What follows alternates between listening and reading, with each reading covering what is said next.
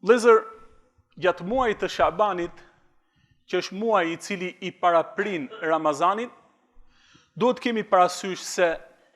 nuk duhet dhe nuk lejohet që besimtari t'i parapri muaj të agjerimit, muaj të Ramazanit me 1 ditë apo 2 ditë para. Pra që do thot 2 ditët apo 1 dita e fundit e Shabanit. Pra ditët e fundit të Shabanit, 1 apo 2 ditët e fundit të Shabanit, nuk duhet që besimtari të agjeroj me qëllim që të presi agjerimin, po me agjerim. Përveç atyre njerëzve të cilët e kanë program gjatë gjithë jetës së tyre që të hanë tente, ose 1 ditë pa apo 1 ditë jo që e agjerojnë dhe përputhet dita e tyre me ditën e fundit të Shabanit, pra 1 ditë para Ramazanit,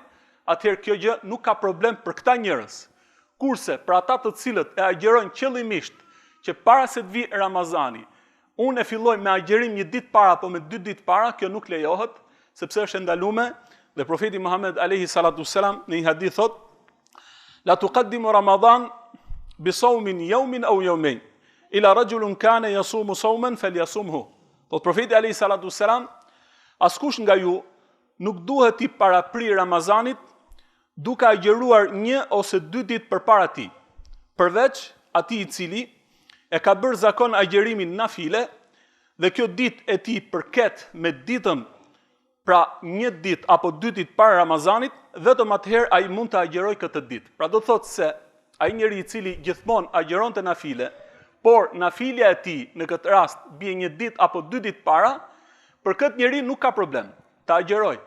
Kurse ai i cili agjeron qëllimisht 1 ditë apo 2 ditë para agjerimit, me qëllimin që agjerimin ta filloj ta presi po me agjerim, kjo nuk lejohet. Prandaj e lutim Allahun edhe një herë që të na bëj për atyre besimtarve të devotshëm dhe lutim Allahun e lartë madhëruar që muajin e Ramazanit ta angazhojmë ashtu siç dëshiron ai dhe është i kënaqur, dhe lutim Allahun e lartë madhëruar që të na i falë mëkatet tona,